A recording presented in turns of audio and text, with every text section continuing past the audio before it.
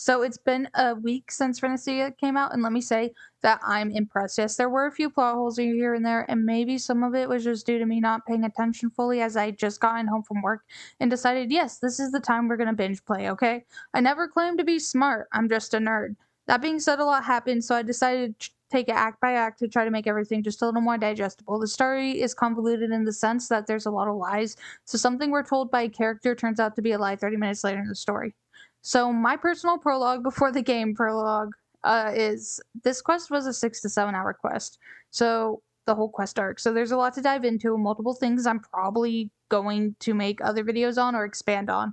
I'll make other videos and I'll try, but I'm gonna try my best to get everything in this video. So please, please don't flame me, but I would love it if I did miss something or something you guys want to add on. Please comment below. I would love to discuss. I'm not going to get absolutely everything to perfect detail, but I tried my best to condense the most crucial moments. Now, there were some points with Zanny and Phoebe that they said they were in one place and then you would hear their voice. Just some weird things that were unclear, and that may be a writing error, that may be a me error. But it was an amazing story we've had in Gotcha for a really long time, and it's a story I really enjoyed. If you don't like it, that's okay. I completely understand where you're coming from. So finally, my gameplay got screwed up really bad. So very anxiously, I asked another YouTuber if I could use their footage. This is Noob Chief's footage, so check them out. They have cutscenes for almost every gacha game, not just Wuthering Waves, and more fun content. So a big thank you to them. Please check them out if you want to watch more of the story on your own, see more cutscenes. Anyways, I am done yapping, so let's get started. So we get back to the Black Shores after dealing with the Psalm War and Camilla's story quest, and so we get there and talk to Shorekeeper. So Shorekeeper lets us know that Abby's frequency is weakening, and specifically that odd frequency of hunger that she detected earlier back in the Black Shores chapter is only getting stronger. Abby started noticing and asked the Shorekeeper for help because Abby was worried about how it affected us. So on her search in the Tethys system, she finds a note that was left by Pastas, basically telling us to go meet with the Imperator as we have a pact with him, and we are back with our memories wiped so we can rove among the people again. So what? Are we not a person? Rover always talks about themselves as almost being higher than a human being. So I wonder if Rover is like an enlightened being, someone who has a lot of wisdom and has already therefore passed through that gate and has become essentially a godlike resonator. But we will talk about that later in the theory part of the video. Just keep that part in mind for now. After this, Shorekeeper lets us know that the Imperator is Rinascita's sentinel, and therefore she gives us the letter that was sent to the Black Shores by the Montelli family. Carlotta sent the letter. Carlotta sent it. And off we go to the dock of the Black Shores. So after a little fun conversation with Alto and a brand new boat on autopilot, absolutely nothing could go wrong. No fog, no storms. We are just chilling in the boat. Oh shit! What's that? It's a big ass whale. It's a whale. So yeah, a whale attacks us. This brand new ship gets lost to the sea, and we get saved by the masked troop. So, first question is, are we ever going to get the boat back? And if we don't, what's Alto's reaction going to be? How much money are we going to owe him? I'm kind of scared what happens when we get back to the shores. We owe this man big time. And Brant, well, he just kind of reminds me of a JoJo's character. Like, this man is so expressive. Take a shot every time someone in Rinascita puts their arms in the air. I promise you, you can't. You'll be so drunk, you're going to be doing a femfold, okay? And if you in fact do it, it is not my fault that you made that decision. Thank you very much. The masked troop with the ship full of echoes lets us know that they are sailors sailing for freedom. They also perform for us and perform on voyages. They honestly just have a lot of joy, and their whole troop does. They also teach us some about Rinascita's culture, like the laurel, where the best performer at the Carnevale gets crowned and gets to talk to the Imperator just for a short amount of time. So the laurel actually has its rooting in ancient Rome. So in Greek and Roman mythology, it is known for victory and power. The same meaning was given to this. That's why it was given to military victors, Olympic victors, and gods like Apollo wore laurel. Apollo's main roles in Roman mythology was being the god of healing and medicine and the god of truth. Like all Roman gods and Greek gods, there are many roles, but those were his main roles and what he is most known for. So it makes a laurel crown, or a holy crown, you could say. Alright, fun little history connection tidbit over. So anyways, after arriving to Rinascita's dock, we see the deacon blessing people for the pilgrimage. So a little note for people if you don't know what a deacon is. Deacons are usually in Catholicism, and in Catholicism they are an ordained minister, just like a priest is, but they are a level under a priest. So that being, they obviously in this game have deacons, priests, and then acolytes. Acolytes, I'm assuming, are lower than priests, and they are like brothers and sisters from just how they act and the services that are fulfilled by them in game. That being, while the Order of the Deep is inspired off a Catholic Church, it is not Catholic Church. So we can assume that in the Order of Deep that maybe deacons are on a lower level than priests, but what they differ in doing when it comes to the Order of the Deep, we do not know that yet. Anyways, this deacon is blessing people before they go out on the pilgrimage. So basically the blessed lands, apparently the Imperator's lands for the people where they'll hopefully be enlightened on this journey. Well, maybe just because a lot of the people really don't seem like they want to go. Actually, let me rephrase. They're pissed that they gotta go, okay? And this will come in handy later due to the Order of the Deep. That being, after some bickering with the guards about our terminals, we arrive in with the help of Phoebe. Now in the Land of Echoes, this is where we finally get more information about Echoes. Oh, yeah, baby! So Phoebe tells us that Echoes in Rinascita are controlled through the Genesis Nexus. The Order and the Montellys own and have control over Echoes in Rinascita. That being given to people through a database. As your power in these organizations become higher, as do your access. Montellys want reserve terminals so the people can carry Echoes with them and basically own them themselves. While the Order disagree in the name of safety and the fact that the Genesis Nexus was there before Rinascita, they believe all Echoes are a gift from the Sentinel and therefore would basically make them impure if they left Rinascita. Yeah, it's weird. So we go to the bank and meet Zanny and learn that all Echoes in the city are owned by the Montellys. She was made to be our tour guide and our mommy. No, it's just so we go get some food and feed Abby, who is actually dying of starvation by this point. Good job. We almost starved Abby. So, anyways, as we're eating, laughing, and having a few drinks, a tacit discord attacks us, and then we have this vision.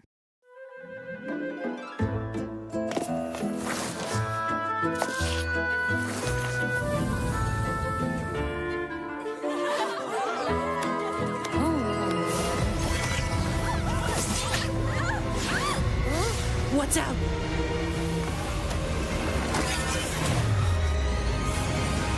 Command, unify, ascend, converge. Thou hast come at last. I am the Imperator.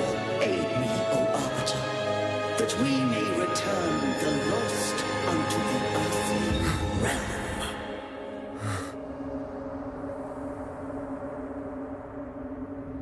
The other one's gotten loose. Hey, it's getting away! After it! So, a few things here. One, we're Arbiter again, so I'm assuming we are the Arbiter of all Sentinels, and so that basically makes us the leader of all gods. Okay, I'm just calling it now. Rover's the leader of all gods.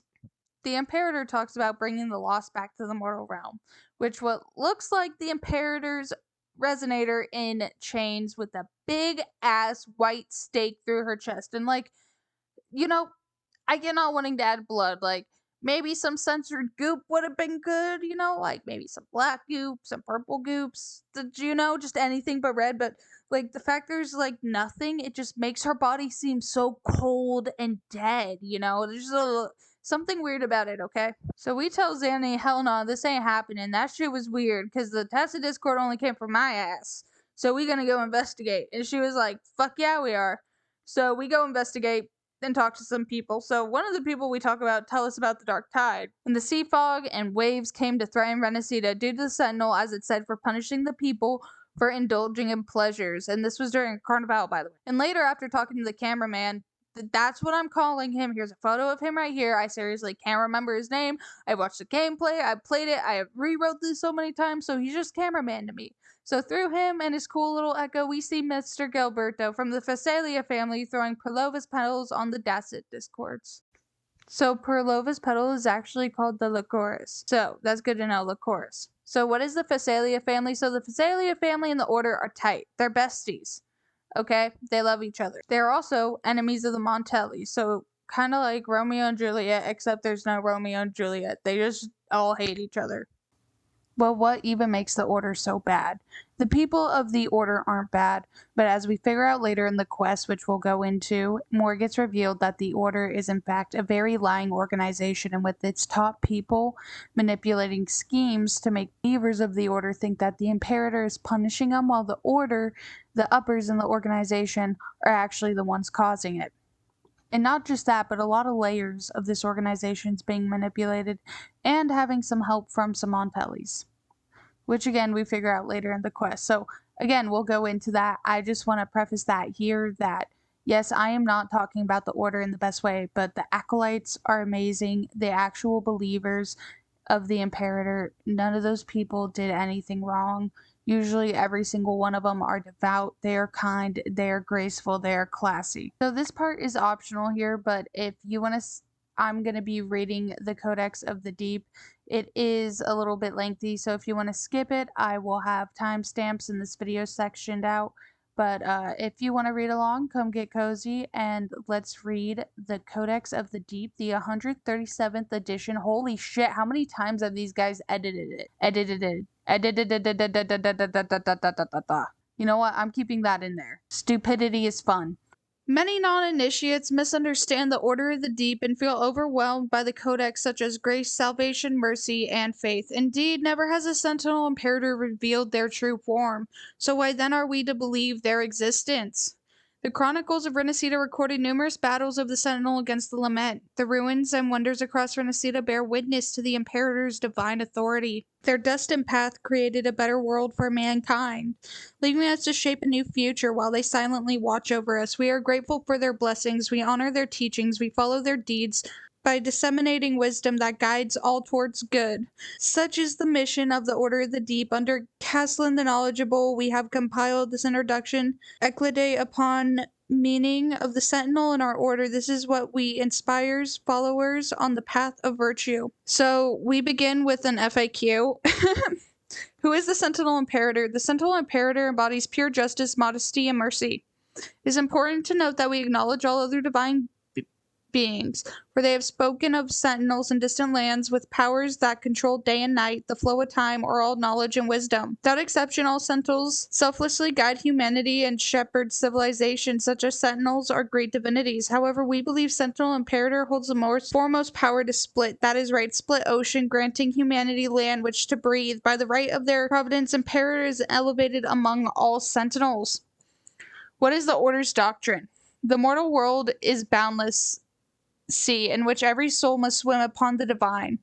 Life flows in waves, and only by reaching the shore do we reach dawn of civilizations. Our sentinel is salvation born from glaze and tides, is the unity from which Rinascita was born, and is ascension for our souls.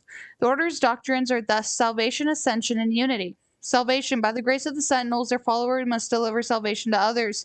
Nary are we blind to injustice or suffering. We labor to save others from sin. The wicked, the Order provides salvation. For the unrepentant must we exact penitence. Ascension. To find salvation is to seek ascension. The members of the Order will not indulge in their favor in eyed pleasures or desires, must elevate their spirit through self-discipline and risk of sinking into the abyss. Unity. After granting us their representation on Earth, Sentinel Imperator left Rinascita in our care. Member of the Orders are brothers and sisters who unite people of faith regardless of their origin or background. Only as one can we fortify ourselves from the perils of the deep sea. The first Primus, Napoli II, received a prophecy from the Sentinel, the distant future. A last wave shall engulf the Earth. Those saved must breathe and ascend to unity on new land, just as once entered the Sentinel's call and made landfall in Rinascita. Is there evidence to support the doctrine of the Order? Theology is a science humanity has not yet to fully understand in theory or practice. The Sentinel guides civilization, and we trust their word. Throughout the generation, the Order has established the following philosophical principles. Excerpt from this Philosophy of the Order, Sacred Knowledge, Volume 1, Water. Origin, Genesis, and water. In nature, water is defined as universal. In the beginning, the Sentinel Imperator split the world, once a formless ocean, into the realm of land and sea. On motion, movement through water. Water heats and cools, wets and dries. The realm of land. From water, all life was created. The first wave and will end in the last. On revelations or fractions of the water, man's image is reflected by the water into a strange reality onto himself. So it applies to all reality when water refracts this world onto the sphere. Through reforms by successive premises, we have come to emphasize the scientific and practical application of our philosophical understanding. Readers may visit Area Well in the Square of Liberty to experience the mysteries of water denivation. Toss a coin in the well, make a heartfelt wish, and the answers you shall receive.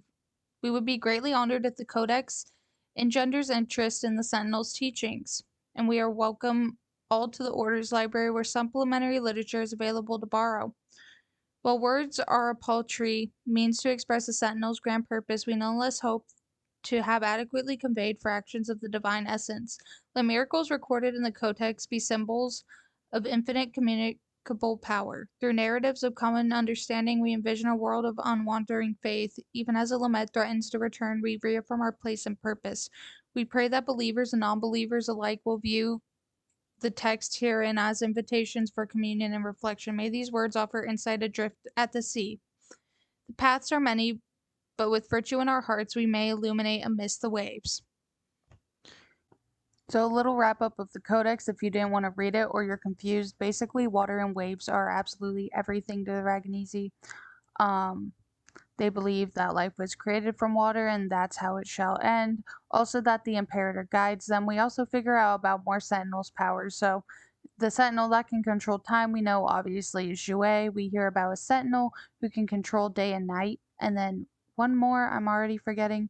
But yes, so we learn about more of the Sentinel's powers, which is actually really, really cool because then we can learn more about echoes, frequencies, and vibrations and what the difference between God frequencies are. But I'm going to talk about that later in the video.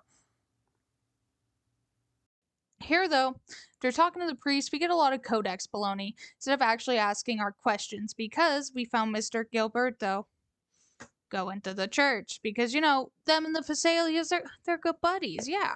So after doing some, we did some good foot sniffing, guys, we get into the confessional for Act 2. So after I sit there and confess that honestly, I'm just way too hot for this world and I'm sorry, I know it causes problems. Outside of this confessional, we get a huge garden, and what I'm assuming is the rest of Rinascita. Now, whether this part is only open for Ragnasius, I'm not really sure. Or Ragnasi? Ragnasi. That's how you say it, right? Ragnasi. Okay. So, I'm not sure if it's only for Ragnasius or if it's completely secret, but we did see Phoebe there, we did see Mr. Gilberto there, and we see a lot of land over there. So I wonder if either A, that land is secret by the order, or B, it's for Ragnesi only, but we didn't really get any confirmation of that, or maybe I wasn't paying attention too well. So after that, we see Cristoforo again, and that play he was writing about the Blessed Maiden, he gives it to us. And this play was actually very lore filled, so I will be reading that later on the theory section of the video, so just keep that in mind. So not before long, after walking around with Zanny, we find Phoebe and a bunch of echoes who are acting weird.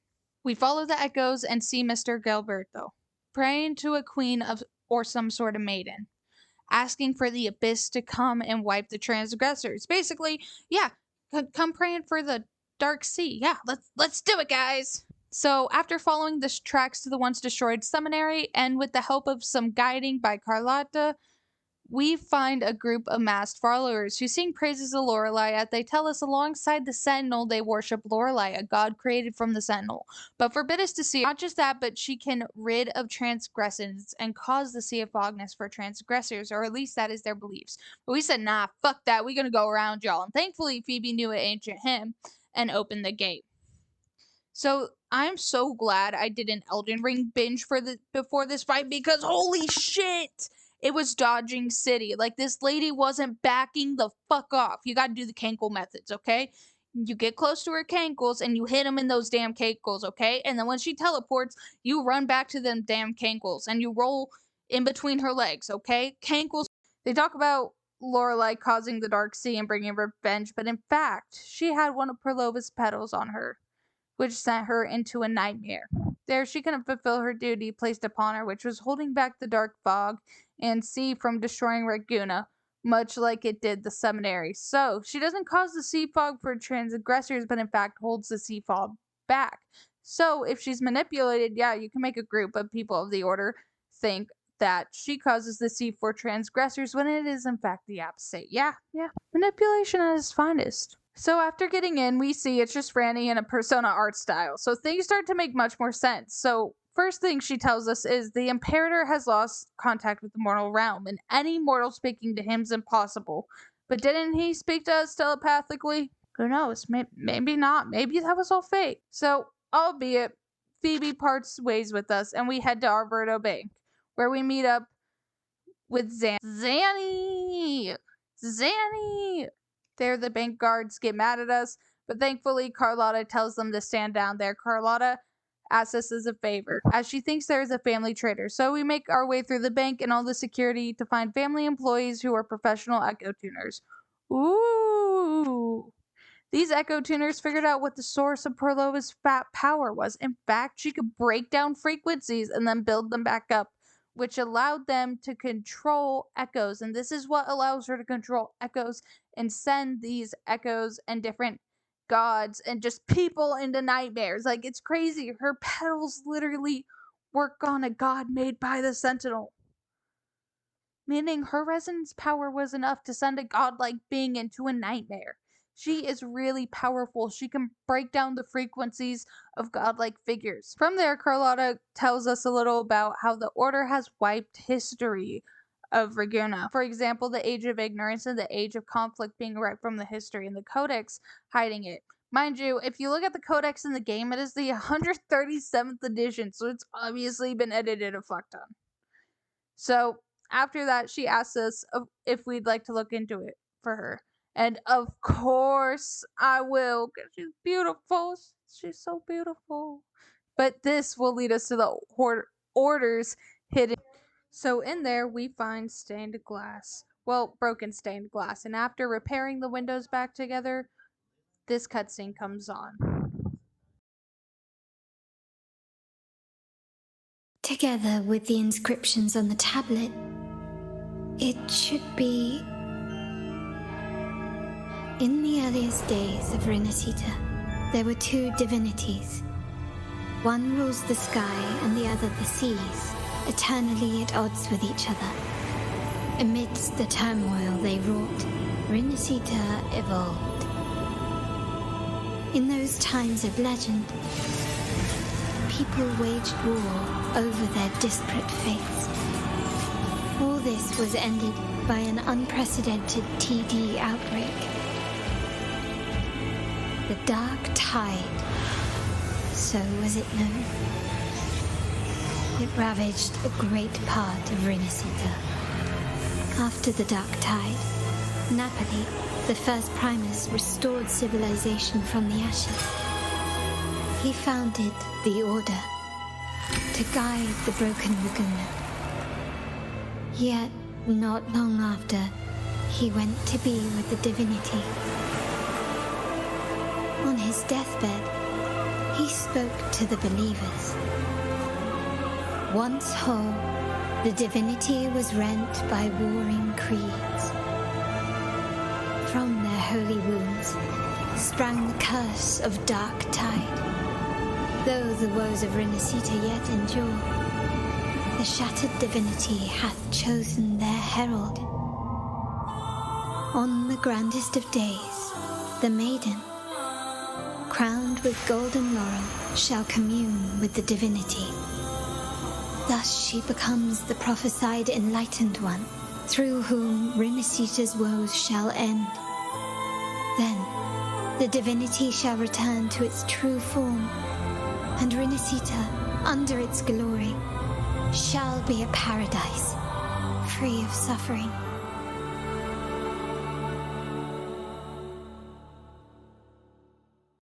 So did the other Sentinel just die or disappear?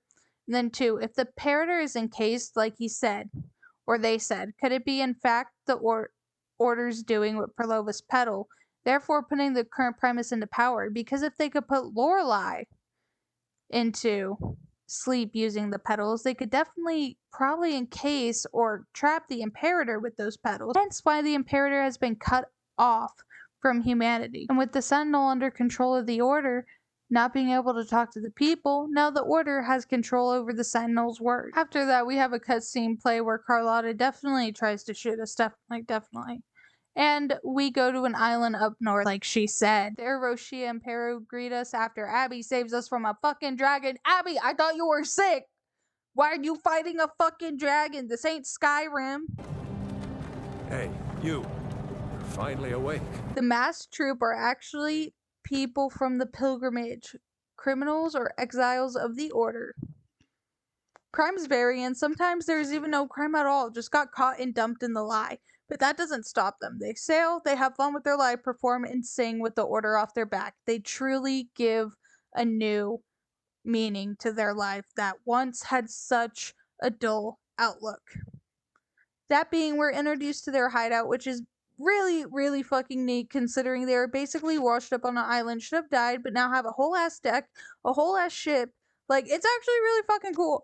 Anyways, they have a Lorlet on their crew, which basically means they had the Laurel. That being said, he asked the Sentinel what to eat for breakfast. I know, the most important question. But interestingly, he was around for the Blessed Maiden and spoke of her Carnevales and the Grand Jesters, only to martyr herself to the dark tide in the end. Now, something I want to mention is now we look for the parts of the Cloudcaster because this Lorelite wanted to live up to those Grand Maiden Jesters, so he decided, yes, I'm gonna put a bunch of balloons on my back and fly. Which honestly, like, this man has balls. I mean, you've already been exiled by the Order, so might as well fly on some balloons, you know? Like, fuck it. So, we had to get the Cloudcaster to get him down, and it basically had a part in it which can manipulate sound frequencies, which I thought was cool and weird. But hey, maybe in Solaris, frequency is everything, and affecting the sound is in fact how the cloud conjured in the first place. So, meaning resonance objects are things that can control frequency. Anything that has frequency and that can be controlled are powerful resonance powers or resonance objects. Controlling frequency is absolutely everything in Solaris. Oh, and guess what? Carlotta knows these motherfuckers. So she basically just sent us here. So we all know that the Order has their eyes on the Carnevale, which is going to recreate what happened 10 years ago. How are they going to do that? Well, having Lorelei in Phrolova's nightmare, they have control of Cetus the whale as well. They also have control of the dragon, which is what makes the dark sky, all using Phrolova's powers. So basically, she's kind of the ringleader of all of it. They paired up with Fraxidus, some Montellis, the Order, yada yada. So basically, with Carlotta and the masked troop, we act out a play. Basically, we're going to be fighting Phrolova, is the plan, and fighting the Order when they try to do their schemes. Meanwhile, the troop goes and distracts the crowd so it doesn't make a big fuss. So that being, the Carnevale comes and we start our performance. Sadly, their schemes have started. The skies go black, the tides come up. Cetus is working, the dragon is working, and the Blessed Maiden has... Not the Blessed Maiden, I apologize, Lorelei has been sent back into her... That being, the three of us, Carlotta, Rosia, and Rover, we go fight Phrolova.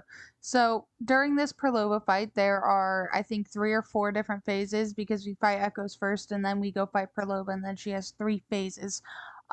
So definitely looks like an Elden Ring boss, and I'm not going to say which one, but just let me solo her.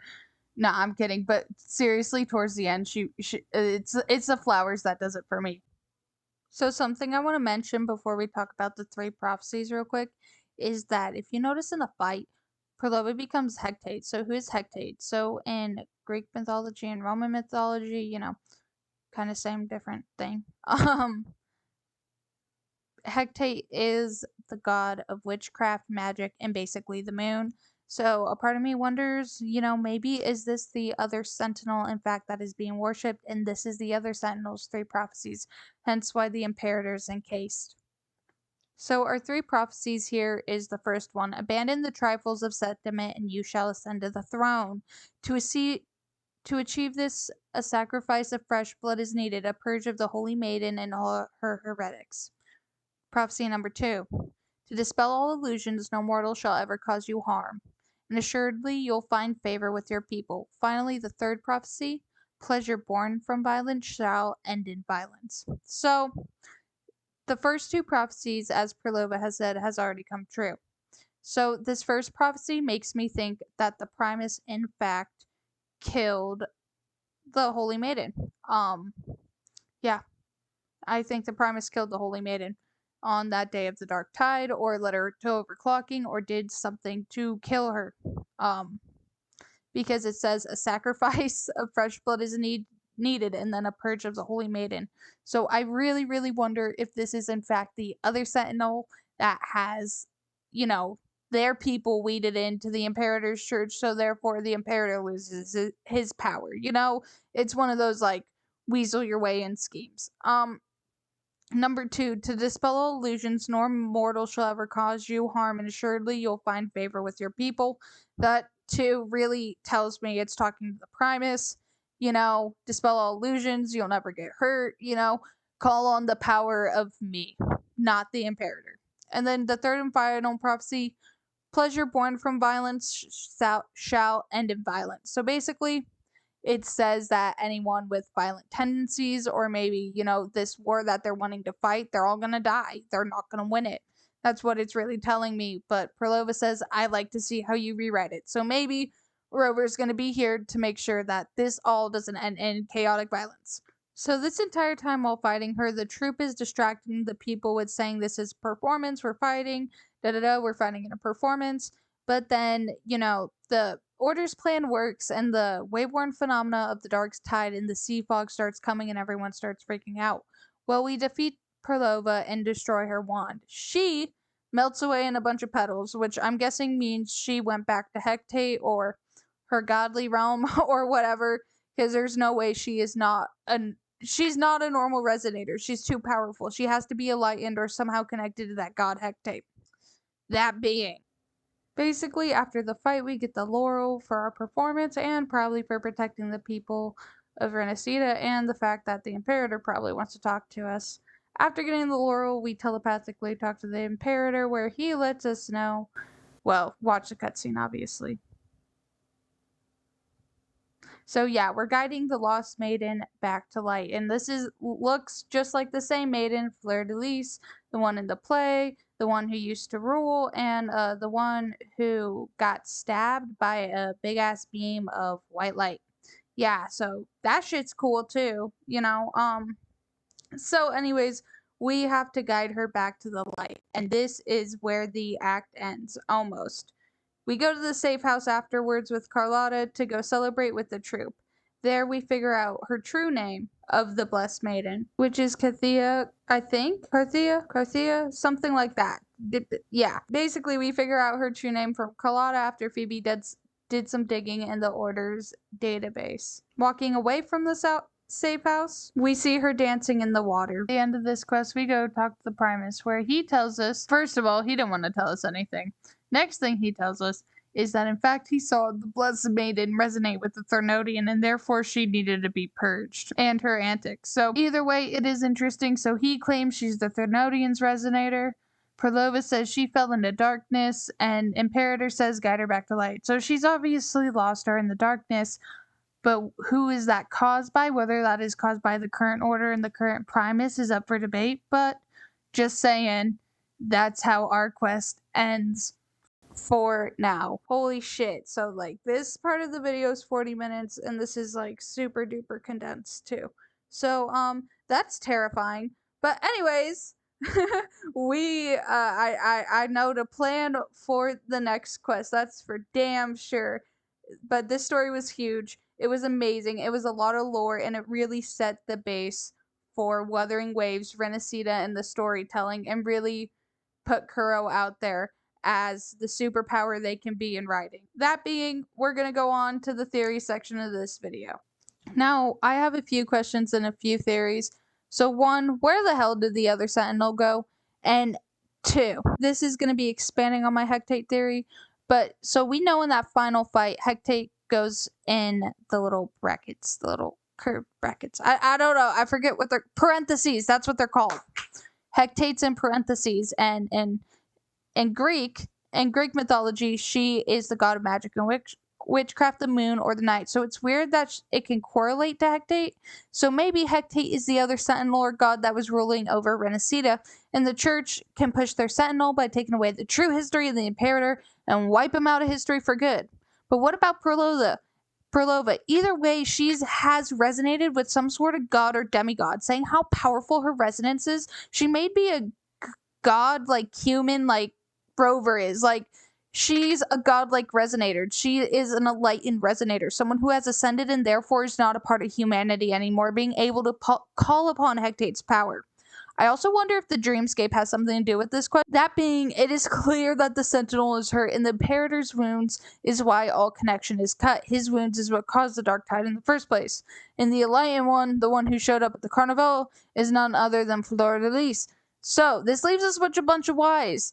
This girl is also the girl in the stained glass, so it's safe to say that Fleur-de-Lis is Cardia and the enlightened one. Well, she wasn't wearing a golden laurel for that to be the Holy Maiden, and therefore it could be a chance that the prophecy hasn't been fulfilled yet to be the Holy Maiden. But we know that a Lorelite said, like, hey, no, I lived when the Holy Maiden ruled. Like, that ain't, so that doesn't make too much sense.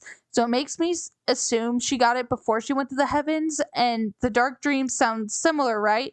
Similar to Phrolova's petals. Maybe she was put in a dream in the dark tide. Well, we also know, after Quest 3, Prophecy 1, that you need a blood sacrifice of the Holy Maiden and to be purged. So what if, in help with the Order and the current Primus, they killed the Holy Maiden in order to push their order? Hence why she is bound up by chains with a stake in the middle. She is not holy anymore, as she was taken for a blood sacrifice, which is honestly very, very sad and dark.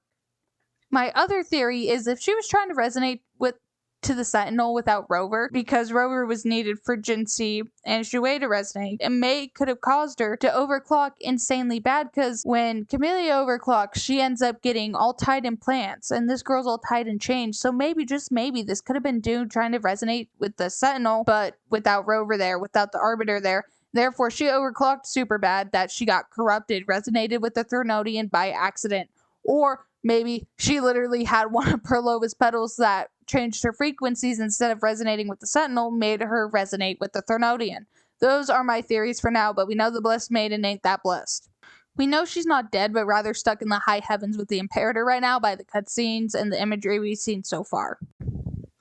So get ready, get cozy. We are going to be reading the play about the Maiden's humble beginning. So I just want to let you guys know real quick that this is an item that you can read in game. It is in your quest inventory, just to let you know. So anyone can read it. I'm going to be having a video up here. But yeah, so just so you know, my user ID isn't going to be on there because trolls exist, and I don't want to deal with that shit, to be real with you.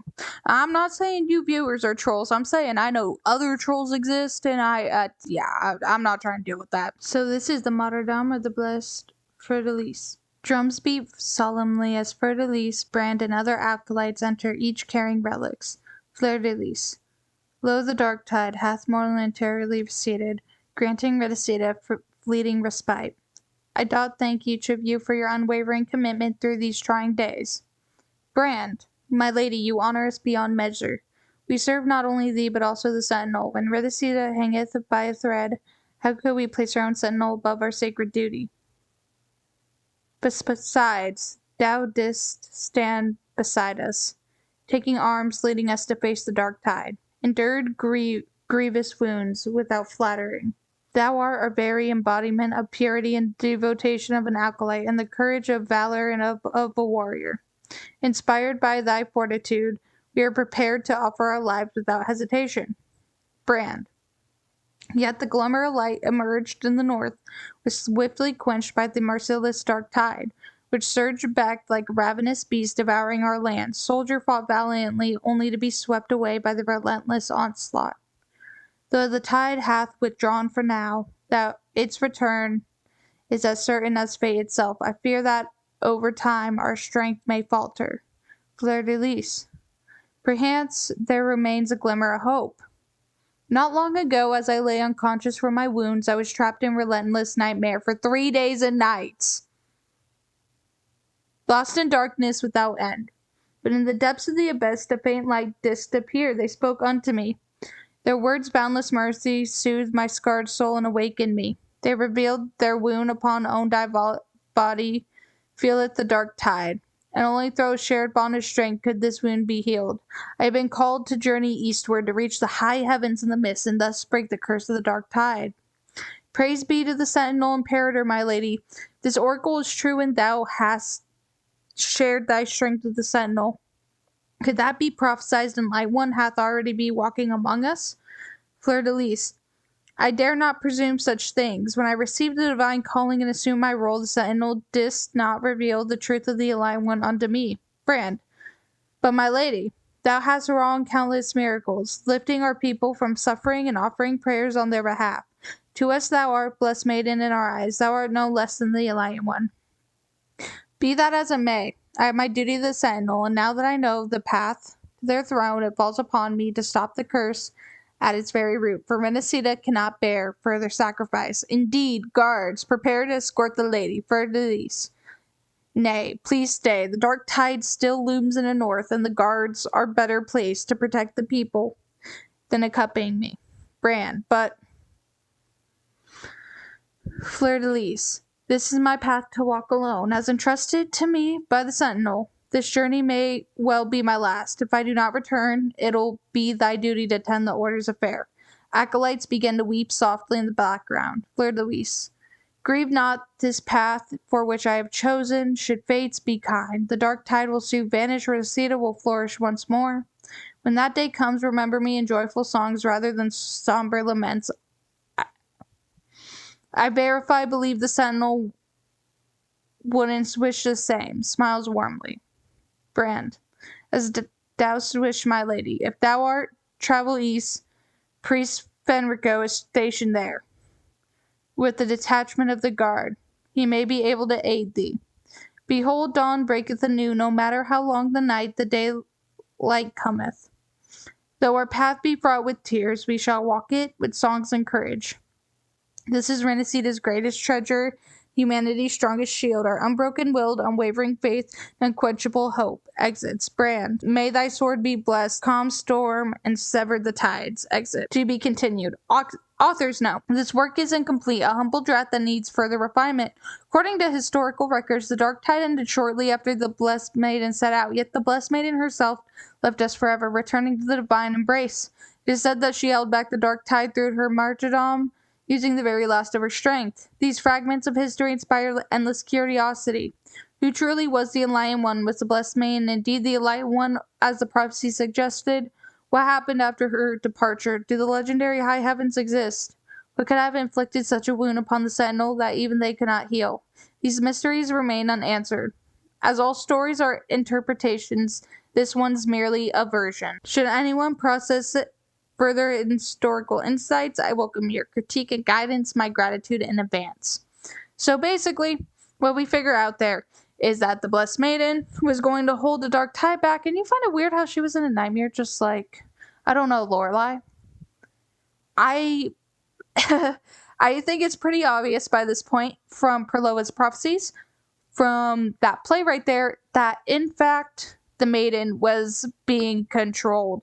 And in fact, she probably got killed as sacrifice so the current Primus could go into power, as he told us at the end of the quest. So yeah, we talked to the Primus at the very end of Act 3, and he tells us that the Blessed Maiden is, he saw her resonate with the Threnodian. And he swears that is the Threnodian's resonator. Or she could have been controlled using Phrolova's petals, therefore killing her, and or resonating with the Threnodian, killing her. So, yeah, it's pretty dark, but it cut her mortal link, which cut the Sentinel's mortal link, which basically tells us if the Sentinel loses his resonator, he loses his connection to the mortal world, which is actually quite scary. So what does this leave us with? Well, now in the heavens, she sits in chains until she can be restored. Was it overclocking without Rover present that corrupted it? Was it Phrolova's petals? Was it a blood sacrifice? Was it a mix of all of it? Well, what I think for now is she probably tried to resonate with the Sentinel. Under the power of the petals, though, she could not, ended up resonating with the Threnodian, putting the current Primus into power and following the order plan perfectly. So Hecate would be the Sentinel of the land, instead of the Imperator. This could also be due to Rover not being there. If she was trying to overclock and essentially resonate with the Sentinel, it could have just been a series of unfortunate events. So this leads me into theory number 2. Rover is a god. So throughout the quest arc, we have been getting bits and pieces about being the arbiter of not one Sentinel now, but 2 different Sentinels, being the leader of the Black Shores, and telepathically speaking with the Imperator. Is badass considering the Imperator doesn't even have contact with mortals anymore. All the way in Janjo, I don't know if you guys remember, but we gave Jue a Chronos Order or a Time Ball in a sense. And we know that time is just one of the god powers. Let me explain. So time is a power of Jue and one of the powers as Sentinel. And we know from the Codex Savante documents that in fact Jue in his prime can manipulate time to his pleasing. Stop, forward, rewind, whatever. Jue could control any bit of time. Saying Sentinels are godlike figures or an alien or a perfect organism of some sort, almost like a cell god, yeah. But more evidence from Court of Savante documents mention a transfer of Jue's power to Chronos Orders on Mount Hongzhen in the first place, helping the researchers make more breakthrough on his artificial resonance project, that being, consequently, resonance objects. If we Rover, which the documents show that there is a peculiar visitor who happens to be Rover, if we Rover helped Jue transfer that power, even helped him learn how to do that, we must be a god ourselves. See, remember how I pointed out Rover doesn't consider themselves one with the people, but rather a rover among the people or humanity? Well, the fact Rover had in one point in time been able to manipulate god frequencies and even understand the power and resonance of god powers points to Rover not being human at all, or an enlightened human who has surpassed basically their humanly limits and has unlocked new powers. So my final tidbits, I wonder if this pact we made long ago has something to do with Abby and the resonance power, because if we were actually a godlike figure, then we in the past probably had an idea of what that frequency of Abby was, or what was going to happen with Abby.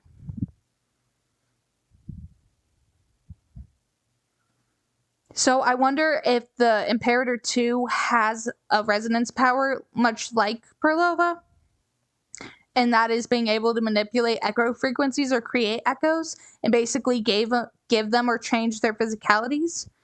But that's just a theory for now. It is also my theory Rover is the one who had Genesis Nexus installed in Rinascita, just because they're very similar to resonance beacons, and it's also in a database. We know Rover had a lot of impact on the world, but it's pretty baseless for now. It just, kind of thought. So, finally, talking to the Primus, Rover does point out clear as day, or that at very least he isn't telling us the truth, because the Primus and a lot of the uppers in the Codex really like to hide behind Codex language and not tell us much. But what he does tell us, as I said earlier, is that the Holy Maiden was actually the Thernonian's resonator, which is interesting, but I'm not sure the honesty of that or if that's the story they have created. Or maybe just trying to close the dark tide and the overflow of all that made her corrupted, period. So, finally, what about Abby and Abby's condition? So, the entire questline, Abby is hungry, tired, and the condition is worsening fast.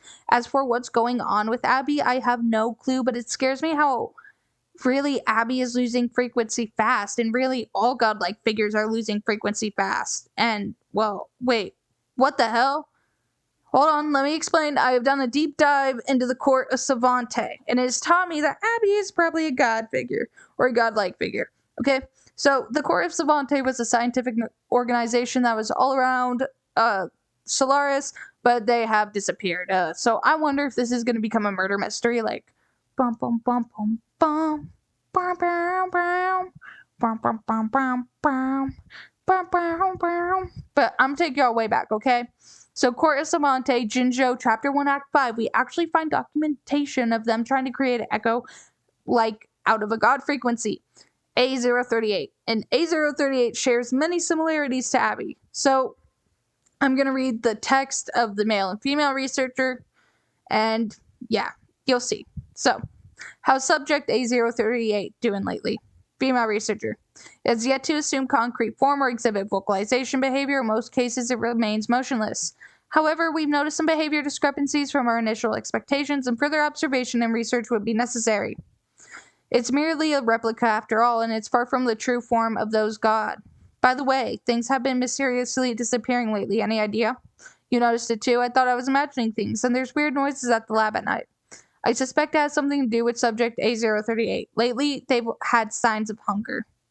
Ooh, sound familiar? Yeah, it does. But it's been under strict surveillance. That couldn't possibly be A038, right? I'll go check the security cameras once more. I'll increase its rations. We can't afford to let it go hungry. Alright, after all, it's our last hope for now. So how the hell could this experiment be, Abby? Well, this echo showed no signs of aggression or even a physical form. That being, they saw it had odd frequencies and those exact same frequencies of hunger. Well, Shorekeeper has said this energy has dwelled in us for thousands of years. So, there's two options. Either A, we artificially planted Abby in ourselves when we went and got our memory wiped, and that got planted in us by Anake, but this energy has been with us for thousands of years. So what I suspect is the Codex Savante was actually trying to replicate our frequency. The reason why it didn't have a form is because Abby needs tacit discords or that hunger to keep its energy and to stay in a form. And that being, if Rover really is this elevated, enlightened resonator, only makes more sense why Rover would have that frequency in them and therefore have their frequencies tested. That being, I'm leaning more towards the case that Abby is an actual manifestation of what the Codex Savante was trying to replicate. After all, if Anake was putting Abby in our hand at the beginning of the game, it would make sense that Abby is not the artificial creation, but rather what the Codex Savante wanted to replicate. As I said, it wouldn't be perfect.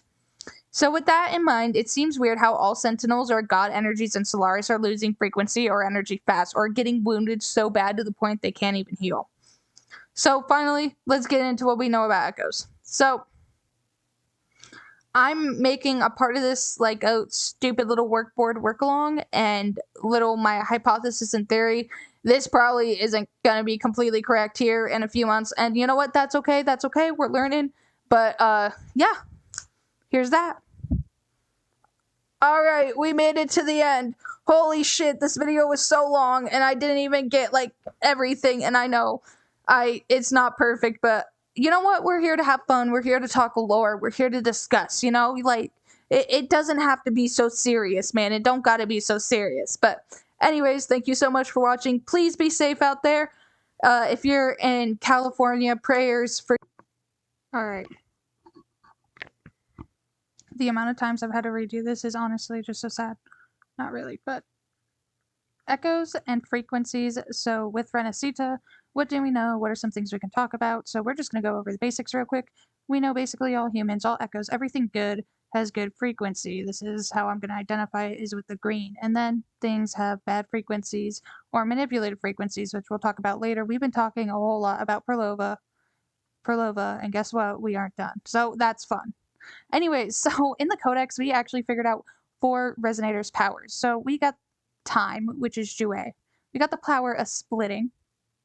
We got ultimate wisdom and knowledge. And then finally, the ability to change night and day. So these are all actually pretty interesting Sentinel abilities.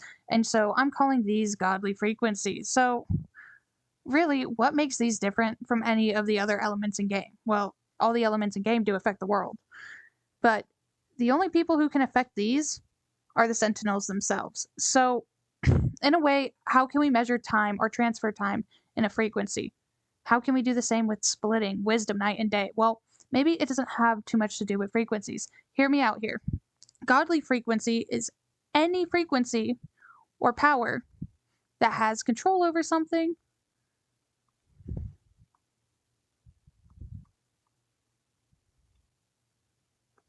where the frequency is usually not changed or looked at as like unchangeable. You can't be malleable. For example, split. The Imperator was able to split the sea and the ocean, so the sky and the land. He split the world. Time, that's something in the world that humans cannot control. They are a victim to time. Okay? Humans cannot control the land. Yes, we can alter the land, but we didn't make the land, okay? The land was already here. The land makes itself. Erosion and things like that. Humans are also a victim of land splitting, water, It's something we don't control, but rather work with. Wisdom is something humans learn. So this one confused me because really all of these fit in here, but wisdom. And wisdom is really something I couldn't think about. But what if there's almost a learning frequency? Okay, we'll just call this the learning frequency. Okay. So maybe there must be something as a learning frequency, or maybe, that pride, dedication, that emotion. This is emotional frequencies. Maybe this is whatever Sentinel is a part of this land, they really focus on emotions and emotional frequency. Finally, night and day. When we think about the sun and the moon, we think, what I think of personally is the Earth on an axis, the magnetic poles, things like that. So when it comes to night and day, maybe we could say frequency. Well, we know north and south, actually, just for a little nerd moment, it makes electromagnetic field. So like cords and things, components will have their own little EMF field be created around them. That goes one way. And we know magnets do the same thing. So therefore, I'm saying this could be really focusing on electro and magnetic frequencies.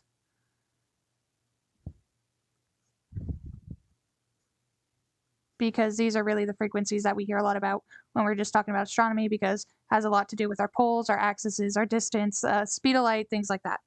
So I know this is a very not perfect explanation. I know there's probably some person who has their degree in, electronics or electronic engineering, and they'll probably roast me on this explanation. It's just easy. I'm sorry. Don't take it as perfect. I'm not going to help you pass your next class with this. But anyways, so these are the godly frequencies. So this is definitely going to change. I just want to start getting an understanding of how gods and their powers differ from the resonators, because obviously they exchange powers to the resonators, but do not have the resonators' powers. So one more thing I want to talk about while we're here is good frequency and bad frequency, and specifically in the sense of how Phrolova power works, because maybe we'll understand how echo tuners work better and just echoes in general. So if basically a base level line of DNA is our DNA has codes, so the actual molecule of DNA and this RNA is codes for proteins or amino acids. These amino acids is what gives us our physical features. Okay? In a very simple sense. Our DNA splits off. We have RNA. That's the one little strand. These RNAs code proteins through proteins, and these proteins give us our physical features. Well, in the world of Solaris, it works like this, except with frequency. Frequency is what equals physical features. How? We don't know, but we do know that frequency affects physical features and mental features. And mental capacity, I would more of say, because tacit discords do not obviously have the same IQ as an echo. Echoes tend to seem smarter than tacit discords while they all can fight and stuff. They definitely don't have as high of an IQ as humans. So, that being, I'm just going to draw a little graph here. And this is going to be an echo. This echo is Jerry. Jerry is an echo. He's been my best friend since I was a kid. I love him. He's like a dog to me, like how you love dogs or a cat. Anyways, just kidding. But so we got Jerry here. And let's say Phrolova's power comes in. Okay, so now she has her frequencies coming in. And this is what I'm predicting her power does. It comes in and it hits these points. So now what's going to happen to his frequency? Well, now those pieces have broken off his frequency. So the frequency is all wah, wah, wah. It's all shattered. Well, much like what I'm assuming happens is the frequencies try to repair themselves. But now with Phrolova's waves in here, she repairs them to her liking. So let's probably say this would go down like this, and this part here would come down as well. So now there is a change for mental capacity, physical capacity. And as we know, this is what sends people into nightmares. So what her power really does is send people into a coma and then control them. Awesome. So their mental state, somehow she manipulates the frequency where their mental state just isn't there. They're a zombie. I know, so scary. So that is also what makes up echoes. Echoes are made of good frequencies. So what these tuners in Rinascita have figured out is how to tune these frequencies to get their desired characteristics. So in a way, they are doing frequency genetic modification with echoes when they are tuning them. So also, by the way, if they are tuning echoes and tuning frequencies, we can assume frequencies in the sense, or what I'm assuming now is much more similar to either an electronic frequency or a sound frequency, and I'm definitely more towards the sound side right now. So anyways, what is my theories on echoes then? Here's my hypothesis. Okay, it's making me use my mouse. Let's go. Da, da, da, da. Echoes are created when past and present good vibrations weave together. If these vibrations get corrupted by wave-worn phenomena, then echoes will get corrupted and turn into tacit discords due to abnormal frequencies clashing or affecting each other. So, yeah, that's that. This is my echoes and frequencies theory so far. I'm sorry if this didn't make sense. I was really just much more having a tangent and rambling. This thing right here is really under speculation. I'm just saying I think sound frequency is the one most related to people frequency right now, just the way it's talked about. I don't know. It makes me think of sound much more likely, but if you guys have any other ideas, please comment it below. I know this is kind of a mess, but thank you for watching. All right, we made it to the end. Holy shit, this video was so long and I didn't even get like everything, and I know it's not perfect, but you know what? We're here to have fun. We're here to talk lore. We're here to discuss, like it doesn't have to be so serious, man. It don't gotta be so serious. But anyways, thank you so much for watching. Please be safe out there. All right, adios.